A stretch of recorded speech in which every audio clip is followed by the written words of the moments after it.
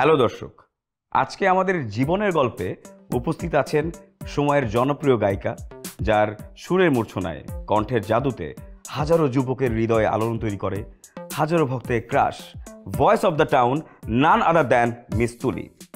আজকে আমরা তার নিজের মুখ থেকে শুনবো তার এই যে এত দূরে আসার গল্প, তার যে সফলতা, তার পেছনের জার্নিটার গল্প। আমরা শুনবো মিস তুলির জীবনের গল্প। মিস তুলি, কেমন আছেন?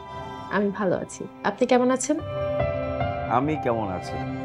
দেখুন, আপনি আমার স্টুডিওতে এসেছেন, আমার সামনে বসে আছেন আমাকে ইন্টারভিউ দেওয়ার জন্য।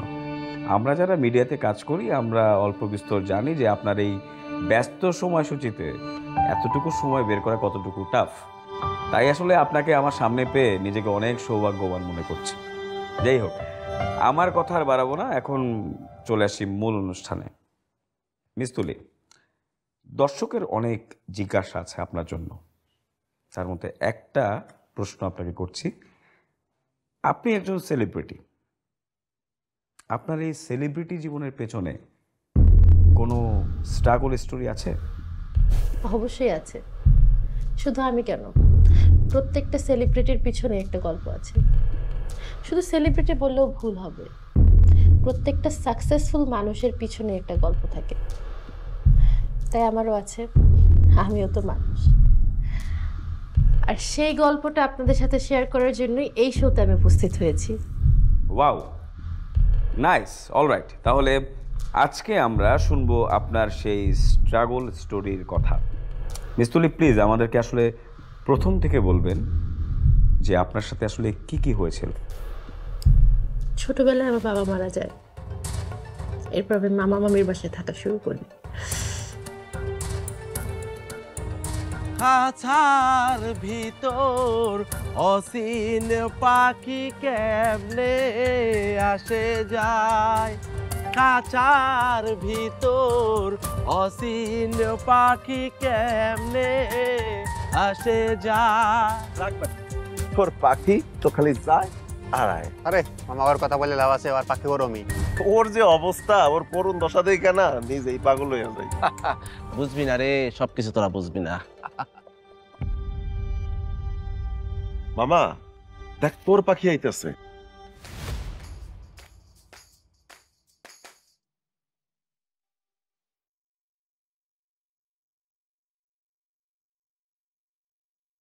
হে মামা, তাকাই থাকলে হবে, সামনে চাপাটা। আরে মামা, আমি যদি ওর পিছন পিছন যাই এমনি আমার হার্টবিট বেড়ে যায়। হ্যাঁ, এখন আমি যদি ওর সামনে গিয়ে দাঁড়াই, আমি তো হার্ট ফেল হয়ে যাবো একবার। কিন্তু বেটা, ভালোবাসলে তো সামনে যাইতে হবে। নাটক সিনেমা দেখোস নাই, হিরো যখন হিরোইনকে পছন্দ করে সামনে গিয়ে ফুল দেয়, প্রপোজ করে। আমার কথা শোন। আচ্ছা মামা, হ্যাঁ, তুই যে ওরে পছন্দ করস, এইটা কেউ জানে? ওরে কইছো? আচ্ছা, আমি যে তোদের যে বললাম ওর সম্পর্কে কিছু খোঁজ খবর নিতি, এইটার কি করলি? শোন মামা, তুই একটা কাজ দিছিস আর আমি সেটা করবো না? তুলির বাবা মা অনেক আগে মারা গেছে, সে মামা মামির সঙ্গে থাকতো। কিন্তু বাবা, মামা মারা যাওয়ার পরে মেয়েটা একা হয়ে যায়। এরপরে হোস্টেলে থাকে। হোস্টেলে যখন থাকে, খরচ কে দিবে? কেউ তো দিবে না।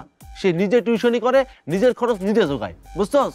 আরে এইগুলো তো সিম্পল খবর, এই স্পেশাল কিছু থাকলে সেটা বল। আছে কিছু? কে রে মামা, আছে না? আছে না মানে? তার কোনো বয়ফ্রেন্ড নাই। হ্যাঁ, এইবার ঠিক আছে। আরেকটা হিডেন ট্যালেন্ট আছে মামা। এটা কি? সে গান গায় কুকিল কণ্ঠ, রুনা লাইনের মতো। মানে শিল্পী না? হ্যাঁ, এইবার ঠিক আছে। বাবা, তাইলে তো খেলা জমে গেছে। কি কো? জমবে না ব্যাপারটা? তোর ভাবি শিল্পী, তাহলে কেমন হবে আমার? কি হবে ব্যাপারটা? তুই দর্শক হয়ে যে দাঁড়াই থাকবি ভাবে, বুঝছ তাই? বই না ওই সময়।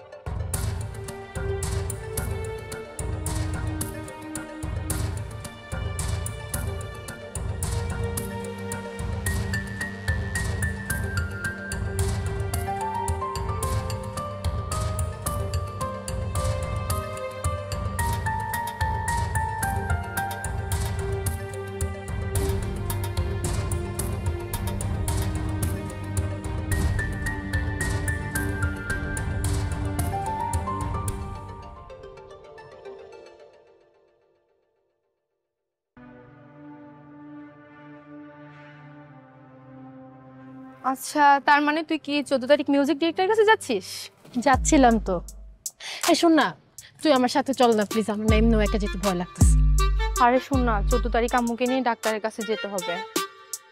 এক কাজ কর, তাহলে তুই চল আমার সাথে। না রে, আমি যেতে পারবো না, তুই তো জানিস আমার ডেট আছে।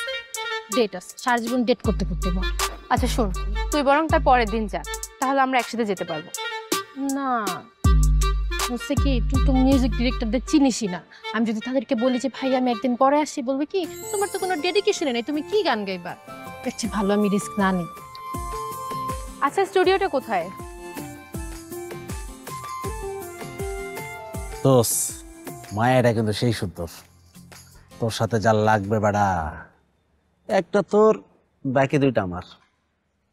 এই চল তো আমরা অন্য রোডে গিয়ে কথা বলি। কেন, কি হইছে? ওই যে দেখ ছেলেগুলা দাঁড়াইছে, দেখতেছিস না? এক নাম্বার বখাটে ছেলে এগুলা। বিশ্বাস কর, আমি হোস্টেল থেকে নিচে নামি, দেখে আমার হোস্টেলের নিচে দাঁড়ায় আছে। স্টুডেন্ট পড়াইতে যাই, সেই জায়গায় গিয়ে স্টুডেন্টের বাসার সামনে দাঁড়ায় থাকে। বেয়াদব বখাটে। পিছন পিছন ঘুরলে কি সব ছেলেরা বখাটে হয়ে যায়? তাহলে তো পৃথিবীর সব প্রেমিকরাই বখাটে। জি, যেসব ছেলেরা মেয়েদের পিছে পিছে করে তারা সবাই বখাটে। তোর জীবনে প্রেম আসে নাই বলে তুই এই কথা বলতেছিস। আর আমার জীবনে প্রেম আসবেও না, আমার দরকার নেই বখাটে ছেলেদের সাথে প্রেম করার। আয়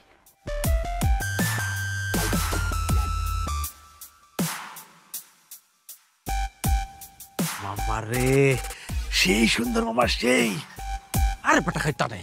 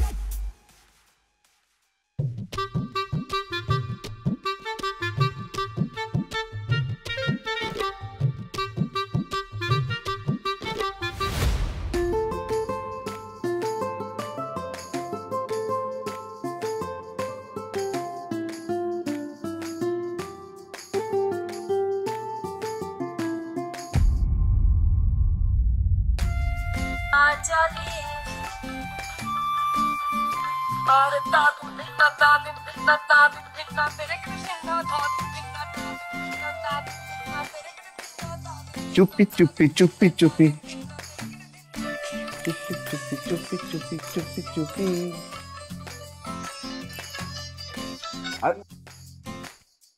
আসসালামু আলাইকুম। সালাম, মানে বসো বসো বসো বসো। জি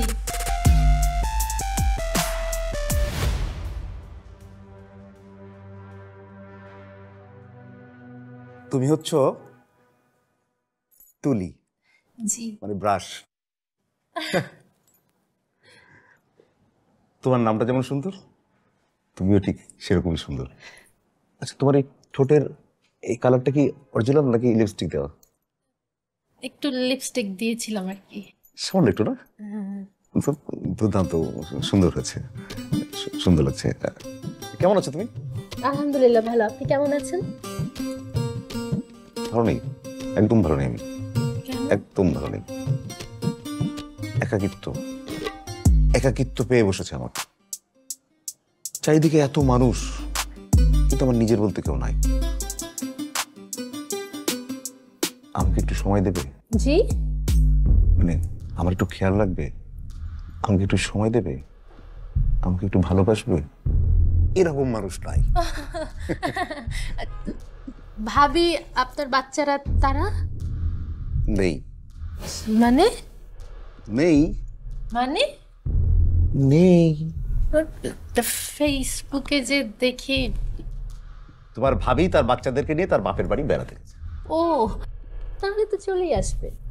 আসবে, কিন্তু মনে করো যে তোমার কি মনে হয় ঘরে বউ থাকলেই সে কি ভালোবাসবে সবসময়? ভালোবাসা দেয়? বিবাহিত ছেলেরাও গার্লফ্রেন্ড খোঁজে, কেন খোঁজে না? ঠিক বলছেন আপনি। আসলে জীবনটা এরকমই, জানো, কখন যে কাকে হঠাৎ করে ভালো লেগে যায় তা সে নিজেও জানে না। মানে কে যে কখন চুপ করে কারো প্রেমে পড়ে যাবে সে জানে না, তুমি জানো না, আমি জানি না। আমি কখন তোমার প্রেমে পড়ে যাবো, তুমি কখন আমার প্রেমে পড়ে যাবো, আমরা কেউ জানি না। যাক, তোমার সাথে কি আজকে এই প্রথম দেখা হচ্ছে? জি, আজকেই প্রথম দেখা। এর আগে দেখা হয়নি কখনো? না। শিওর? জি শিওর। মোটেও না। তোমার সাথে আমার বহুত আগে দেখা হচ্ছে, যুগ ধরে। আমি তোমাকে মানে প্রথম দেখাটা মনেই হচ্ছে না, মনে হচ্ছে যে কত কাছের তুমি আমার, তুমি আমার কত প্রিয় মানুষ, কত দেখা হয়েছে আমার। তুমি কি আমাকে একটু শান্তি উষ্ণতা দিতে পারো তুমি? না, আমি পারি না। আমি তো এখানে গানের ব্যাপারে কথা বলতে আসছি। গানের কথা তো হবেই, হ্যাঁ, গান নিয়ে তো কথা হবে। তোমার মধ্যে তো সেই ট্যালেন্টই আছে। আর তোমার মতো এরকম আমার হাতে এসে যারা পড়ে তাদেরকে যে কিভাবে আমি গায়িকা বানিয়ে দিই, তুড়ি মেরে আমি গায়িকা বানিয়ে দিই। তুমি যদি একটু বিশ্বাস রাখো, তোমাকে আমি এইখান থেকে এইখানে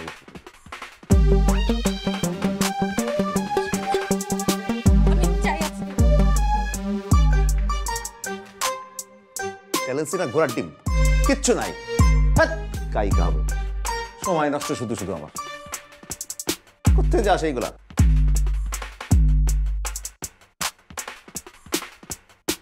আচ্ছা তুলি, তুমি কি কিছু ভাবছো? না স্যার। আচ্ছা, আমাদের মিটিংটা এইখানে কেন? তুমি তো চাইলে আমার স্টুডিওতে যেতে পারতে, সেখানে তোমার ভয়েস টেস্টটাও করে ফেলতাম। আসলে সরি স্যার, আপনাকে কষ্ট করে আমি এত দূর আনিয়েছি। হয়েছে কি, বুঝতে পেরেছি তুমি ভয় পাচ্ছ, তাই না? যে জন্য তুমি এই পাবলিক প্লেসে নিয়ে এসেছো। আচ্ছা, তোমার সাথে কি কোনো আপত্তিকর কোনো ঘটনা ঘটেছে? না না স্যার, মানে তেমন কিছু ঘটে নাই। বুঝতে পেরেছি, তোমাকে কেউ গিভ এন্ড টেকের ইঙ্গিত দিয়েছে, তাই তো? গিভ এন্ড টেকটা কি? মিডিয়াতে কাজ করতে চাও, গিভ এন্ড টেকটা বুঝো না? আমি আসলেই বুঝি না গিভ এন্ড টেক কি। আমি তোমাকে বুঝিয়ে বলছি গিভ এন্ড টেকটা কি।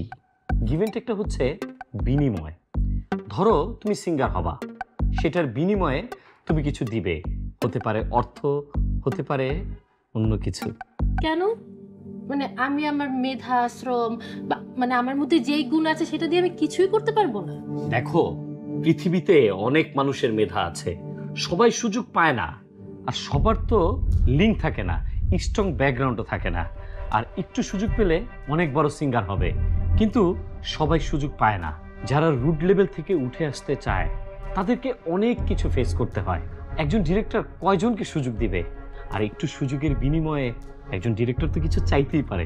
কিন্তু তাই বলে তুমি সুন্দরী, তোমার কণ্ঠ ভালো, তুমি চাইলে অনেক বড় সিঙ্গার হতে পারবে। আর পুরো বিষয়টা তুমি চাইলে গোপন থাকবে। আমি অনৈতিকভাবে সিঙ্গার হতে চাই না। আসি। দেখো, তুমি কিন্তু ভুল করছো, বিষয়টা একটু ভেবে দেখো। তোমার চাইতে কত সুন্দরী মেয়ে পেছনে ঘুরে, তাদেরকে সুযোগ দেই না? আমি আর গান গাইবো না রে। গান মনে হয় আমার জন্য না। ছাড়িস না তুলি, আমি তোর স্বপ্ন। সবার স্বপ্ন যে পূরণ হবে এমনও তো কোনো কথা নেই। এখন এতটা ভেঙে পড়িস না তুলি, দেখিস একটা সময় গিয়ে তুই ঠিক একজন ভালো মিউজিক ডিরেক্টর পাবি। চেষ্টা তো কম করলাম না বল। মামা মামি গান পছন্দ করতো না, গান গাইতে দিত না, স্টেজ পারফর্ম করলেও বকা দিত। আমি এই জন্য লুকায়া স্টেজ পারফর্ম করতাম, যাতে আমার জড়তাটা কেটে যায়। আর হোস্টেলে প্রত্যেকদিন সকালে এই মেয়েগুলো আমাকে অনেক খোঁটা দেয় যে আমি রেওয়াজ কেন করি। তারপর আমি সবকিছু সহ্য করে রেওয়াজ করি প্রত্যেকদিন। ডিরেক্টরদের অফিসে গিয়ে ঘন্টার পর ঘন্টা বসে থাকি, আর ওই ডিরেক্টর গুলাই সুযোগ দেওয়ার বিনিময়ে আমাকে কুপ্রস্তাব দেয়। তোরা ভাবতে পারতেছ এদের মানসিকতা কত লেভেলের খারাপ হইলে এসব ধরনের কথা বলতে পারে। মন খারাপ করিস না তুলি, তুই দেখিস একটা সময় গিয়ে তুই ঠিকই ভালো মিউজিক ডিরেক্টর পাবি। আচ্ছা আমি উঠি রে, দাঁড়ায় আছি।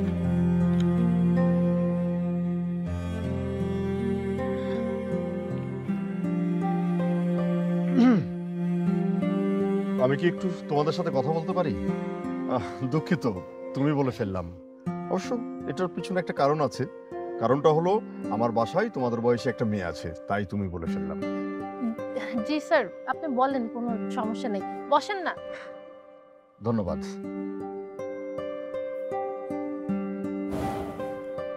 মূলত আমি একজন মিউজিক ডিরেক্টর। আমার যদি ভুল না হয়ে থাকে তাহলে গত সপ্তাহে গাজীপুরের একটা স্কুলের নবীনবরণ অনুষ্ঠানে তুমি গান গেয়েছো, সঠিক? হ্যাঁ। ওইটা আমার ছোট ছেলের স্কুল। আমার ছোট ছেলেটা ওই স্কুলেই পড়ে। আমি সেই অনুষ্ঠানে গিয়েছিলাম, তোমার সব গান শুনেছি। তুমি খুব ভালো গাও। Thank you so much. আসলে আমি আড়াল থেকে এতক্ষণ তোমাদের কথোপকথন সবই শুনেছি। এটা আসলেই খুবই লজ্জাজনক। তুমি যেই পরিস্থিতি ফেস করেছো, আসলে সব জায়গাতেই না খারাপ মানুষ আছেন, আর এইসব খারাপ মানুষের হাতে পড়ে অনেক প্রতিভা তাদের প্রতিভা বিকাশের আগেই নষ্ট হয়ে যায়। যাক, ওগুলো বাদ দাও। আমার আগামী সপ্তাহে একটা অ্যালবাম রিলিজ হতে যাচ্ছে। অবশ্য গত সপ্তাহেই সব গান রেডি হয়ে গেছে। তোমার সঙ্গে যদি আমার গত সপ্তাহ দুয়েক আগেও দেখা হতো তাহলে হয়তো আমার এই অ্যালবামে তোমাকে একটা গান গাওয়ার সুযোগ করে দিতে পারতাম। সমস্যা নেই স্যার, এমনিতেও আমি গান ছেড়েই দিয়েছি। না না, এইভাবে অভিমান করে কথা বলবে না। শোনো, প্রত্যেকটা মানুষকে না একটা পর্যায়ে যেতে হয়। পর্যায়ে না গিয়ে যদি এই ধরনের অভিমান করে তাহলে সেই অভিমানের দাম ক্রিয়েট হয় না। আর সেই পর্যায়ে পৌঁছানোর জন্যে অনেক ধৈর্য ধরতে হয়, অপেক্ষা করতে হয়। তুমিও পরিশ্রম করে যাও, অধ্যবসায় করো, তোমরা একসময় সফলতা আসবে। হাল ছেড়ো না। এই যে আমাকে দেখো, আমি গত 10টা বছর চেষ্টা করার পরে যখন কিছুই হলো না, তখন একসময় ধরেই নিলাম আমাকে দিয়ে আর মিউজিক হবে না। মনের দুঃখে 2 বছর আমি এইসব গান বাজনা থেকে একদম দূরে সরে যাই।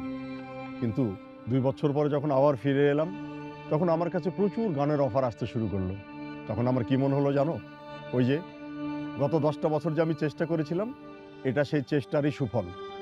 অতএব তুমি হাল ছেড়ো না, কণ্ঠ ছাড়ো। আপনি কি আমাকে ব্রেক নিতে বলছেন? বলছি, তবে সেটা গান থেকে নয়, ডিপ্রেশন থেকে। আচ্ছা যাই হোক, শোনো, আগামী 2 মাস পরে আমার একটা অ্যালবামের কাজ শুরু হতে যাচ্ছে। তুমি তখন আমার কাছে আসবে। এই নাও, আমাকে বিশ্বাস করতে পারো। প্রয়োজন হলে তোমার বান্ধবী অথবা গার্জিয়ানকে সাথে করে নিয়ে আসতে পারো। ঠিক আছে? আচ্ছা তাহলে আমি উঠি। আসসালামু আলাইকুম।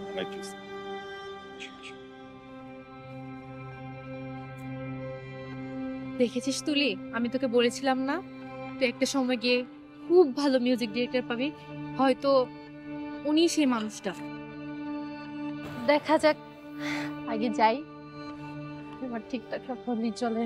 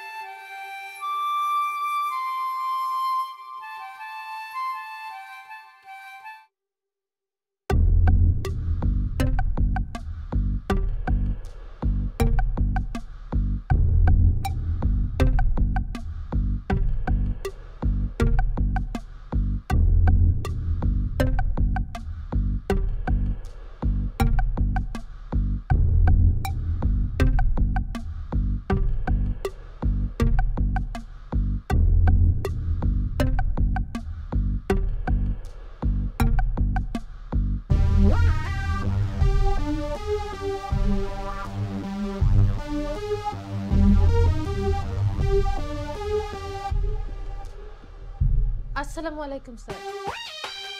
ওয়ালাইকুম আসসালাম। তুমি এসেছো? বসো। কেমন আছো? জি স্যার, আমি ভালো আছি। আপনি কেমন আছেন? আমি খুব একটা ভালো নেই। আমার ওয়াইফের কিডনিতে সমস্যা দেখা দিয়েছে। বোঝোই তো, একটা পরিবারকে দিনের পর দিন হাসপাতালে কাটাতে হচ্ছে। তাহলে সেই পরিবার কি করে ভালো থাকে বলো? বুঝতে পেরেছি, আপনার খুব ক্রিটিক্যাল মোমেন্ট যাচ্ছে। টেনশন করবেন না, আল্লাহ সবকিছু একদিন ঠিক করে দিবে। সেই দোয়াই করো। তুলি, আই এম সরি। আমি তোমাকে অনেক বড় আশা নিয়ে এখানে আসতে বলেছিলাম, কিন্তু বাধ্য হয়ে এখন আমি তোমাকে যে কথাটা বলবো, সেই কথাটা শোনার পর তুমি খুব ডিসহার্টেড হবে। কিন্তু কিছু করার নেই, সত্য কথাটা তো আমাকে বলতেই হবে। তোমার ম্যাডামকে চিকিৎসা করাতে গিয়ে আমার টাকা পয়সা যা কিছু ছিল সব শেষ হয়ে গেছে। বুঝবি তো, এমতো অবস্থায় অ্যালবাম বের করার কথা আমি মোটেও ভাবতে পারছি না। শুধু তাই না, আবার শখের অফিস, শখের জিনিসপত্র, এই সব কিছু অনেক কষ্টে তিল তিল করে আমি গড়ে তুলেছি। আমার মনে হয় তোমার ম্যাডামের চিকিৎসা করাতে গিয়ে সবকিছু আমাকে বিক্রি করে দিতে হবে, সবকিছু বিক্রি করে। ইটস ওকে, সরি বলছেন কেন? সরির কিছু হয়নি। বিপদের উপর কি আর কারো হাত থাকে বলেন? কিন্তু তোমার জন্য আমার খুব খারাপ লাগছে তুলি। আমার খারাপ লাগতেছে আপনাদের জন্য। আমি জানি না, আমার কেন যেন মনে হচ্ছে আমার জন্য আপনাদের বিপদটা এসেছে। আমি একটা অভাগী মেয়ে, যেদিকে যাই সেদিকে কিছু না কিছু হয়ে যায়। এই জন্যই আমার মনে হচ্ছে আমার পাশে আপনারা দাঁড়াতে গেছেন, আর আমার দুর্ভাগ্য আপনাদের পেয়ে বসেছে। না না তুলি, তুমি এভাবে বলছো কেন? আসলে দুর্ভাগ্য কারোর সারা জীবন থাকে না। আমার থাকে। আজকে আসি, হ্যাঁ? ম্যাডামের খেয়াল রাখবেন। আসসালামু আলাইকুম।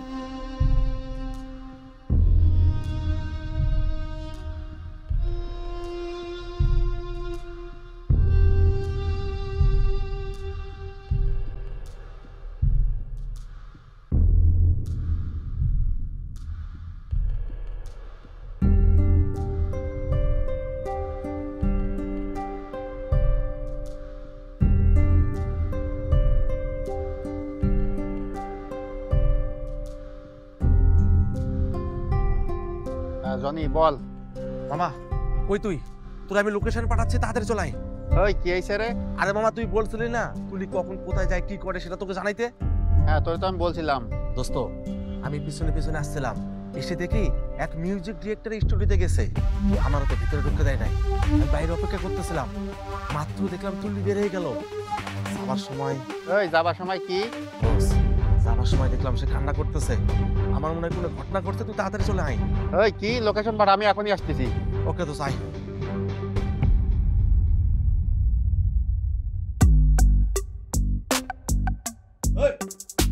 সমস্যা কি? হ্যাঁ, তুলিরে কি বলছস?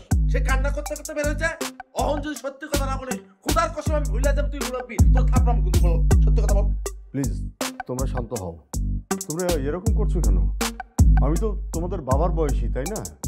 আর তাছাড়া আমি এমন কিছুই করিনি যে তোমরা আমার সঙ্গে এই ধরনের আচরণ করবে। তুই যদি কিছু না বলিস তাহলে তুই কাঁদতে কাঁদতে বেরোই গেল কেন? বুঝতে পেরেছি। প্লিজ তোমরা বসো, আমি বলছি কি হয়েছে। বসো।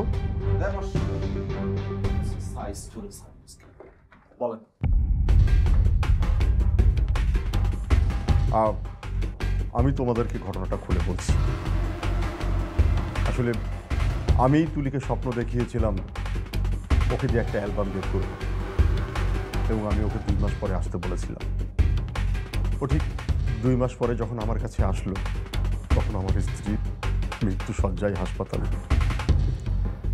আমার স্ত্রীকে চিকিৎসা করাতে গিয়ে আমার টাকা পয়সা যা কিছু ছিল সব শেষ হয়ে গেছে। এমতো অবস্থায় অ্যালবাম বের করা আমার পক্ষে কোনোভাবেই সম্ভব না। আর এই কথাটাই আমি তুলিকে বলেছি। তুলি আমার এই কথাটা শোনার পরে হতাশায় ভেঙে পড়ে। তারপরে সে এখান থেকে কান্না করতে করতে বেরিয়ে গেছে। টাকা পেলে আপনি অ্যালবাম বের করতে পারবেন? স্যার, এই যত টাকা লাগে আমার বন্ধু ব্যবস্থা করে দিবে।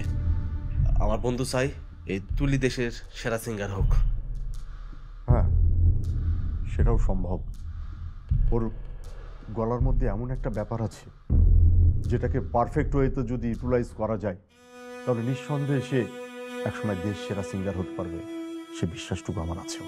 ঠিক আছে, আমি আপনাকে টাকা এনে দেব, আপনি ওকে দিয়ে কাজটা শুরু করেন। তুমি ওর কে হও? আমি ওর কাছের শুভাকাঙ্ক্ষী। জি স্যার। ও, বুঝতে পেরেছি। স্যার, আরেকটি কথা, আমার বন্ধু যে আপনাকে টাকা দিচ্ছে এটা তুলিকে বলবেন না। তুলিকে বলবেন আপনি নিজে দিয়েছেন। প্লিজ স্যার, এটুকু করবেন আপনি। তাই বলে এত বড় মিথ্যে কথাটা তুলিকে বলবো? পুরোটা মিথ্যা না, বাড়ি বিক্রি হবে। বাড়িটা না, বাড়িটা আমার। বড় কথা হচ্ছে তুলিকে বড় শিল্পী বানাতে হবে, দেশের নাম করা অনেক বড় শিল্পী।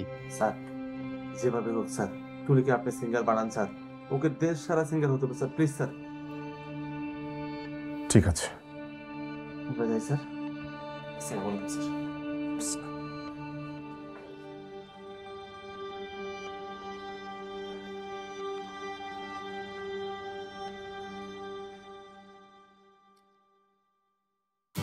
বাবা, এটা কি?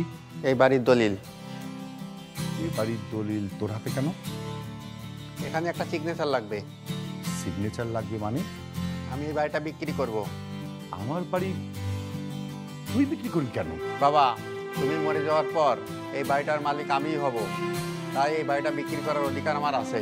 তুমি ভালো ভালো সিগনেচার করো, নাহলে আমি জোর করতে বাধ্য হব। বাবা, অপদার্থ, বেঈমান, নেমখারাম!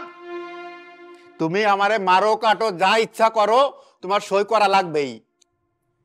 তুই বারবার আমাকে বিশ্বাস করাতে চেষ্টা করছিস যে আমি তোকে জন্ম দিয়ে মস্ত বড় ভুল করেছিস। ছেলেরা হয় বাবার বৃদ্ধ বয়সের অন্ধের যষ্টি, আর তুই তো নিজে একটা বিশাল অন্ধকার। যেই অন্ধকারে আমি কোনো আলো দেখতে পাই না, যে অন্ধকারের মধ্যে আমি কোনো ভবিষ্যৎ দেখতে পাই না, যে বয়সে তোর পড়াশোনা করে চাকরি করার কথা, তুই সেই বয়সে বন্ধু বান্ধব নিয়ে বখাটেপনা করছিস, ফুর্তি করছিস।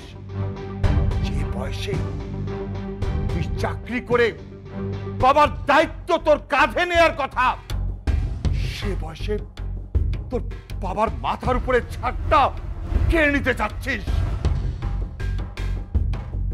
আমি যদি পেনশন না পেতাম, তাহলে আজকে আমাকে রাস্তায় রাস্তায় ভিক্ষা করে বেড়াতে হতো।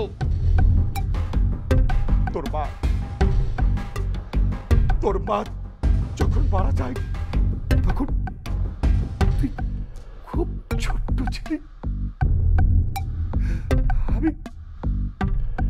আমি তোর সুখের জন্য দ্বিতীয়বার বিয়ে করিনি, কারণ বাবা, আমি যদি বিয়ে করি তোর কষ্ট হবে। আর সেই তুই আমাকে 2টা মিনিট সময় দেওয়ার মতো সময় তোর হাতে থাকে না রে বাবা। এই বয়সে আমি কতটা একাকিত্ব, কতটা নিঃসঙ্গ আমি জীবন কাটাই, একবারও জানতে চেয়েছিস বাবা? চাস নাই?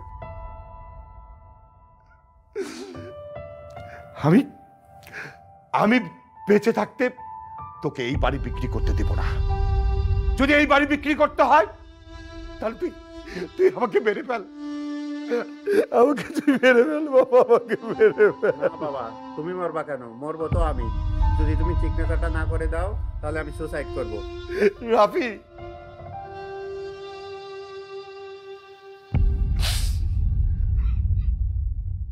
বাবারে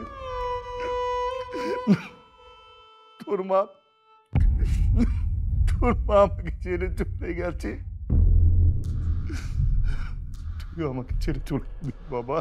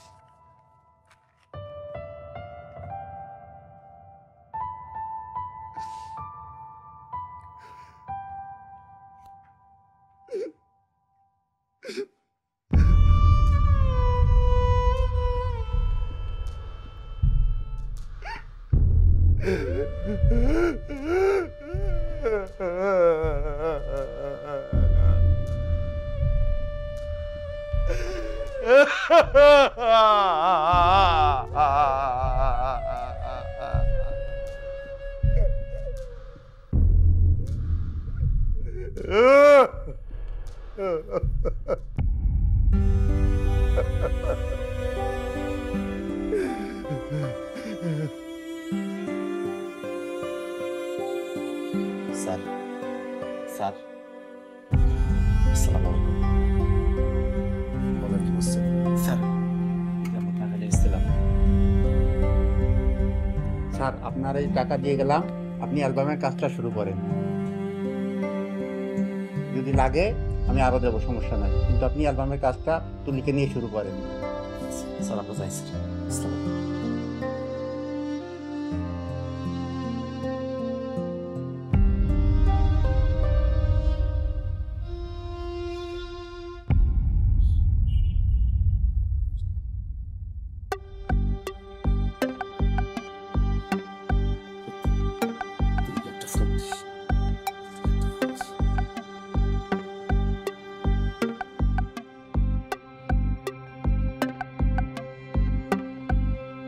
ওয়ালাইকুম আসসালাম।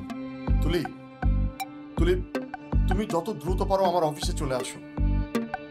হ্যাঁ, তুমি এক্ষুনি যেখানে যে অবস্থায় থাকো না কেন, তুমি আমার অফিসে চলে আসো। আমি তোমার অ্যালবাম বের করার সব ব্যবস্থা করে ফেলেছি। হ্যাঁ, তুমি এত কথা বলো না প্লিজ, তুমি আমার অফিসে চলে আসো। ঠিক আছে, ঠিক আছে। ওয়ালাইকুম আসসালাম।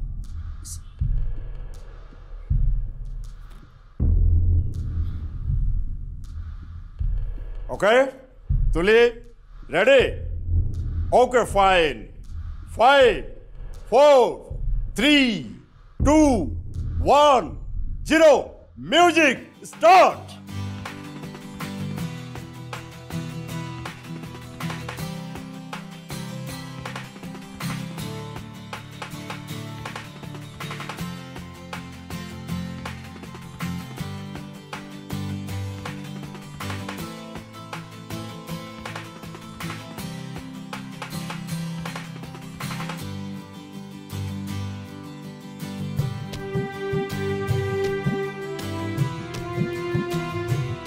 হ্যাঁ, এই লেভেলে, ঠিক যে লেভেল বলেছি এখান থেকে আবার শুরু করো, ঠিক আছে? ওকে, ওকে, হ্যাঁ। 2, 1, 0, মিউজিক স্টার্ট।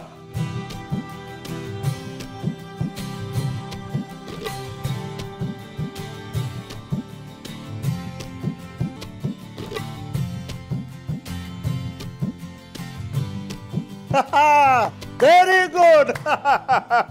আমি জানতাম তুলি তোমাকে দিয়েই হবে। হ্যাঁ, ভেরি গুড, আমি একদম ঠিক যেইভাবে চেয়েছি তুমি তো আমাকে ছাড়িয়ে গেছো। হ্যাঁ পারবে, তুমিই পারবে, তোমাকে দিয়েই হবে ইনশাআল্লাহ।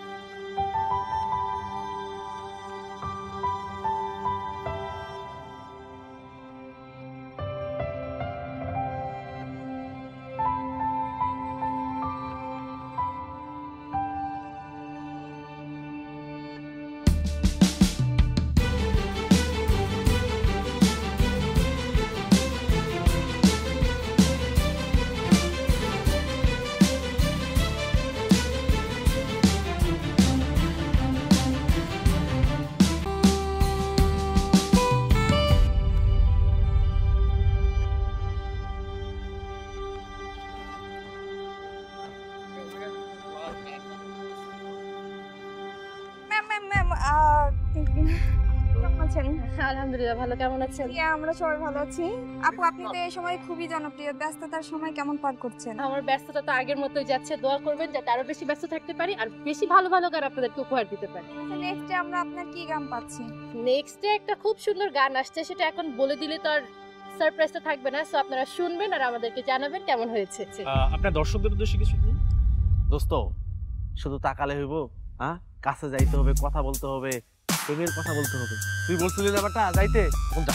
আরে মামা, আজকে তো সবাই আইছে, আমি তো কাছে যাবো আর অটোগ্রাফ নেবো নাকি? তুই কাগজ কলম বাইর কর, আমার দে তাকে দা। তো ভাবির অটোগ্রাফ না নিলে হয়, দে একটা একটা একটা।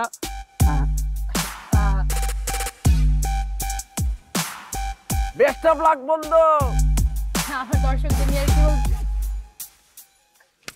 বেয়াদব, তুই আগে আমার পিছনে পিছনে ঘুরতি, এগুলা কি? হ্যাঁ, আর আজকে তো লিমিট ক্রস করছিস। তোর আমি লাস্ট বারের মতো বলে দিতেছি, আমার পিছনে তুই আসবি না।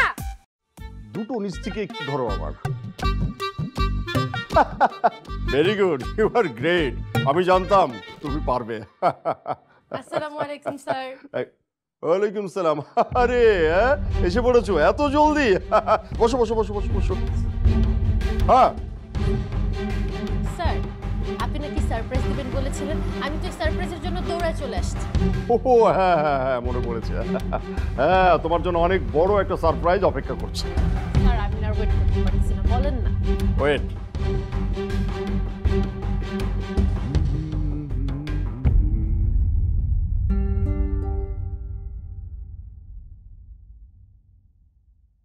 কি ব্যাপার, ফোন বন্ধ পাচ্ছি? কাকে কল দিচ্ছেন? ওয়েট, বলছি।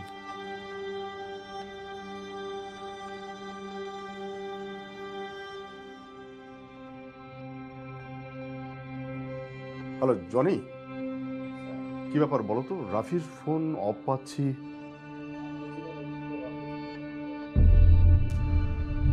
বলো কি, কি হয়েছে রাফির?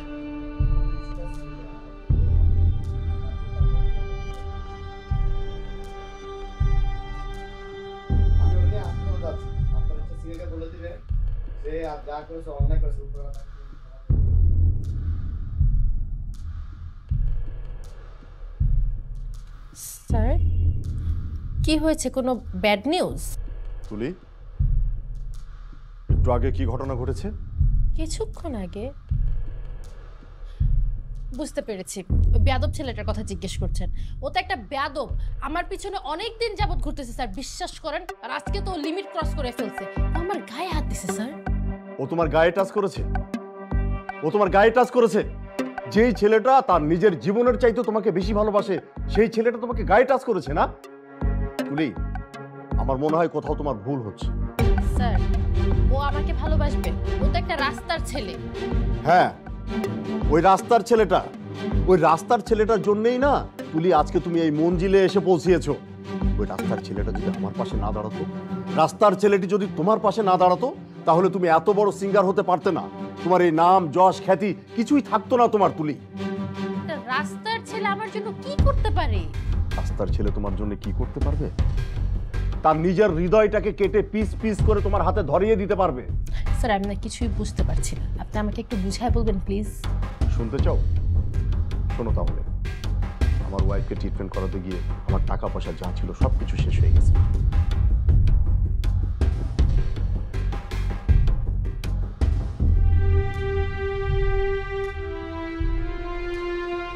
আর তুমি তুমি কি করেছো? তুমি সেই ছেলেটার গায়ে হাত তুলেছো, তাকে থাপ্পড় মেরেছো। শুধু থাপ্পড় মেরেই তুমি ক্ষান্ত হওনি, তুমি তোমার ভক্তদেরকে দিয়ে তাকে গণধোলাই দেওয়াইছো। গণধোলাই খেয়ে ছেলেটা রক্তাক্ত হয়ে এখন কোথায় আছে জানো? জানি না, অনেক বড় ভুল হয়ে গেছে স্যার। আমাকে ওর কাছে নিয়ে চলেন না স্যার, অনেক দেরি হয়ে গেছে স্যার, প্লিজ চলেন আমরা ওর কাছে যাই। হ্যাঁ চলো।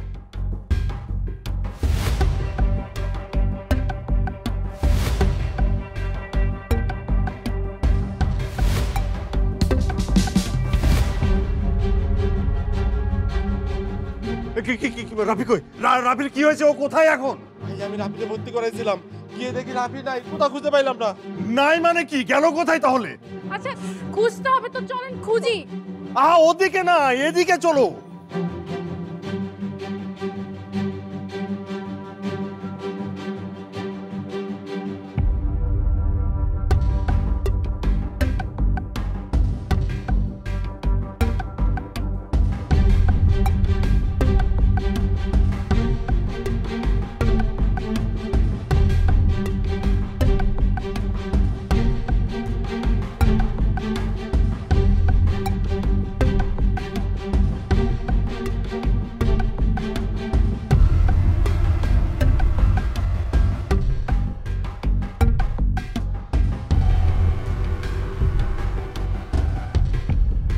আচ্ছা, আপনি কি রাফিকে খুঁজে পেয়েছিলেন?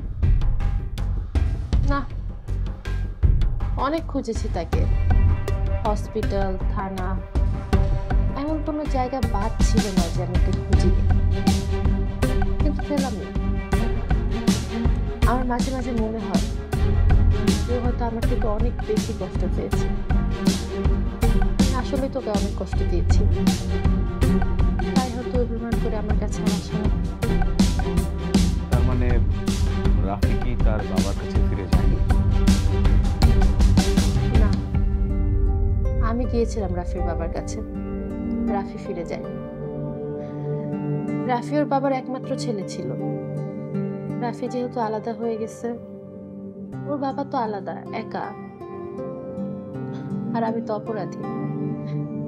তাই আমার মনে হলো যে আমি যদি রাফির বাবাকে দিয়ে একটু সময় দিয়ে রাফির জায়গাটা পূরণ করতে পারি, তাহলে হয়তো আমার অপরাধটা একটু কমে আসবে। রাফি যে বাড়িটা আমাকে সিঙ্গার বানানোর জন্য বিক্রি করে দিয়েছিল, আজ আমি সিঙ্গার হয়ে রাফির বাবাকে সেই বাড়িটাই ফেরত দিচ্ছি। 1 বছর চলে গেল, আর এই প্রথমবারের মতো বাবা আমার কাছে একটি আবদার করলো। কি আবদার?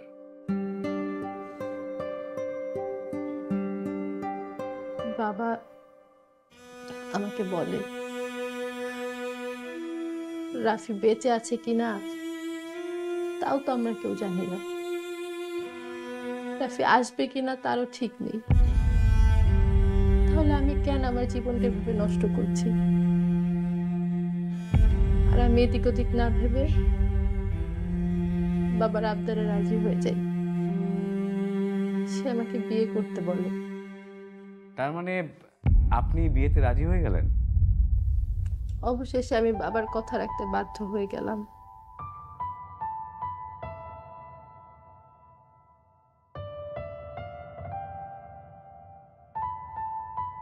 কি ব্যাপার, আর কতক্ষণ লাগবে?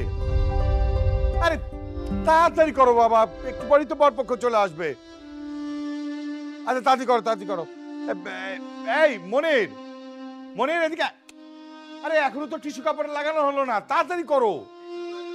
আর টেনশন যাও তো, তাড়াতাড়ি করো তো, লোকজন লাগলে নাও। এখনো রেডি হইলো না। আসসালামু আলাইকুম আঙ্কেল। ওয়ালাইকুম আসসালাম। মা ভালো আছো? জি ভালো আছি, আপনি ভালো আছেন? হ্যাঁ ভালো আছি। আচ্ছা আচ্ছা আচ্ছা, ভিতরে যাও, তুলে আসো ভিতরে যাও। দাঁড়ায় থাকো না তো, তাড়াতাড়ি করো। কয়টা বাজে? আর ওই সাইডে, ওই লাইটটা ওই সাইডে নাও। হ্যাঁ হ্যাঁ ঠিক আছে ঠিক আছে। এই আসো তো, ভিতরে আসো তো।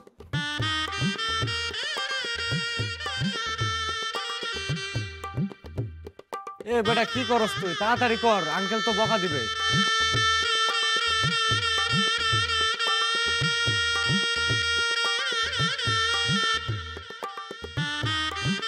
আরে আরে এই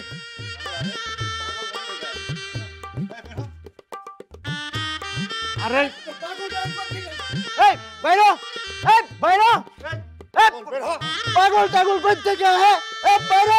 এই কি হইছে?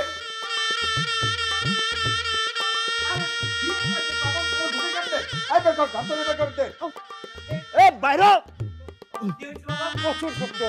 বাবা কি হয়েছে? আর বলিস না মা, কোত্থেকে যায় পাগল এসে ঢুকলো। তুই যা ভেতরে যা, আমি দেখতেছি, যা।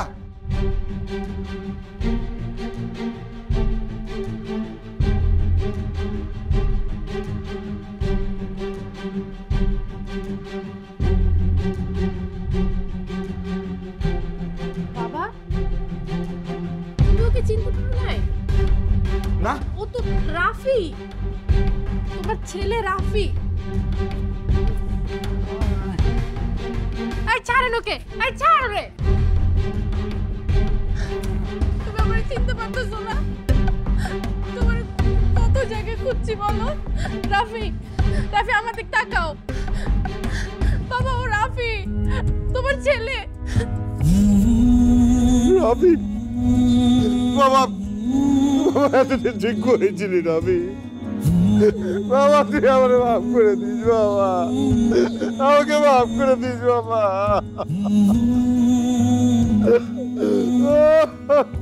বাবা